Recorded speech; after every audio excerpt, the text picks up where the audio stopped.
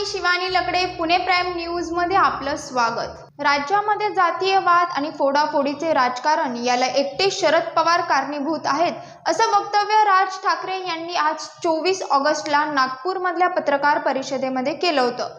यासोबतच राष्ट्रवादीच्या जन्मापासूनच राज्यात फोडाफोडीचे आणि जातीवादाचे राजकारण सुरू झाले असं म्हणत राज ठाकरे यांनी शरद पवार यांच्यावर जोरदार टीका केली।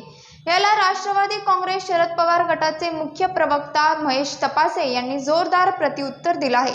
शरद पवारांचे नाव घेतले नाही तर बातमी होत नाही हे राज ठाकरे यांना कळले असावे, म्हणून त्यांनी असं वक्तव्य केलं असं महेश तपासे म्हणाले।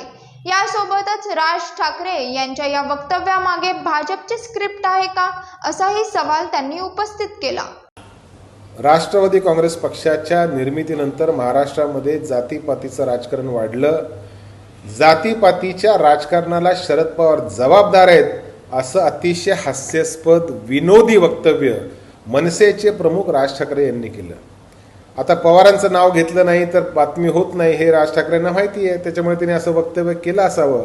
परंतु त्यांच्या या वक्तव्याच्या मागे भारतीय जनता पार्टीची स्क्रिप्ट आहे का, असा प्रश्न महाराष्ट्राच्या जनतेच्या मनात निर्माण झालेला आहे। प्रत्येक निवडणुकीला राज ठाकरेंची पक्षाची भूमिका ही बदलत असते, त्याच्यामुळे त्यांच्या पक्षाला किंवा त्यांना महाराष्ट्रातली जनता गांभीर्याने घेत नाही।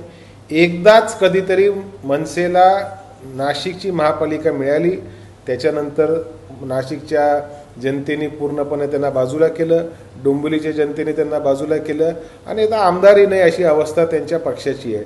त्याच्यामुळे महाराष्ट्रातली जनता राज ठाकरेंना फार सिरियसली घेते असं मला वाटत नाही।